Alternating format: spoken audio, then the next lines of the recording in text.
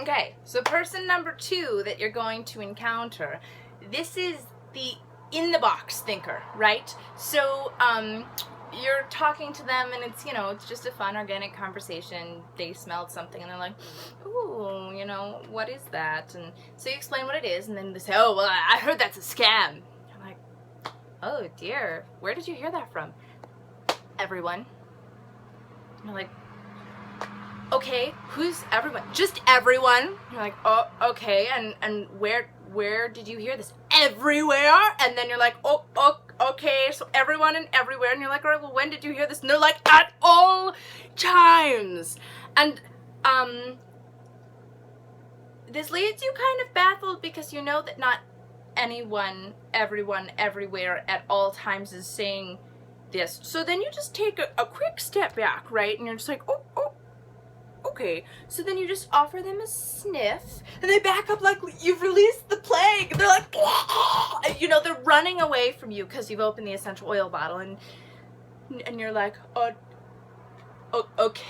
I'm sorry. So you explain like what it is, and you put it away and whatever, and then they explain to you that their doctor doesn't recommend that, and that their doctor only recommends the prescription drug on the poster directly behind the doctor in his office that's clearly paying for his clinical practice. That was a little far, but it was just enough, actually, and pretty true.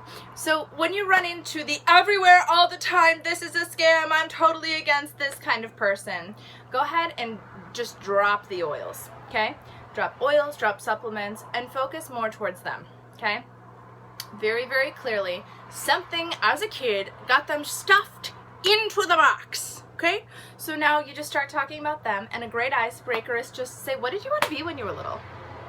And of course they'll respond with, why?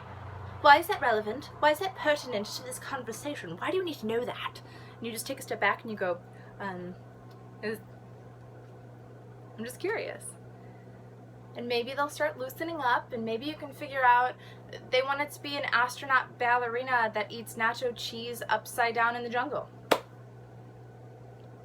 Or many other very, very important careers. And you just kind of go from there, and you end up making it a personal contact rather than a prospect client. And you go ahead and you put them in the list, yes, for their contact information. But more so than that, you add them as a friend on Facebook. And you just, again, open the space for them to see your posts and see you using the products and see where you can go from there.